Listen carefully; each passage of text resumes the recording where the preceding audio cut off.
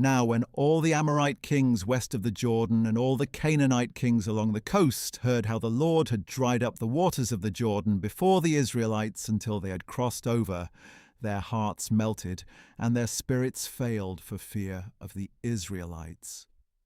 At that time the Lord said to Joshua, "Make flint knives and circumcise the sons of Israel once again." So Joshua made flint knives and circumcised the sons of Israel at Gibeath Haraloth. Now this is why Joshua circumcised them. All those who came out of Egypt, all the men of war, had died on the journey in the wilderness after they had left Egypt. Though all who had come out were circumcised, none of those born in the wilderness on the journey from Egypt had been circumcised. For the Israelites had wandered in the wilderness 40 years, until all the nation's men of war who had come out of Egypt had died, since they did not obey the Lord. So the Lord vowed never to let them see the land he had sworn to their fathers to give us, a land flowing with milk and honey. And he raised up their sons in their place, and these were the ones Joshua circumcised. Until this time they were still uncircumcised, since they had not been circumcised along the way. And after all the nation had been circumcised, they stayed there in the camp until they were healed.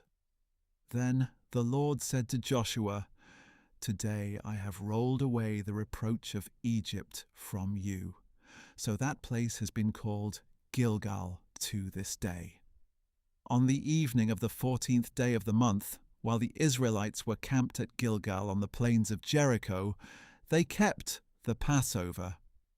The day after the Passover, on that very day, they ate unleavened bread and roasted grain from the produce of the land.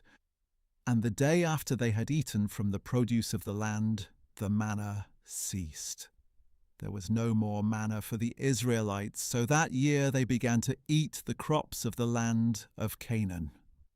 Now when Joshua was near Jericho, he looked up and saw a man standing in front of him with a drawn sword in his hand. Joshua approached him and asked, "Are you for us or for our enemies?" "Neither," he replied. "I have now come as commander of the Lord's army." Then Joshua fell face down in reverence and asked him, "What does my Lord have to say to his servant?" The commander of the Lord's army replied, "Take off your sandals, for the place where you are standing is holy." And Joshua did so.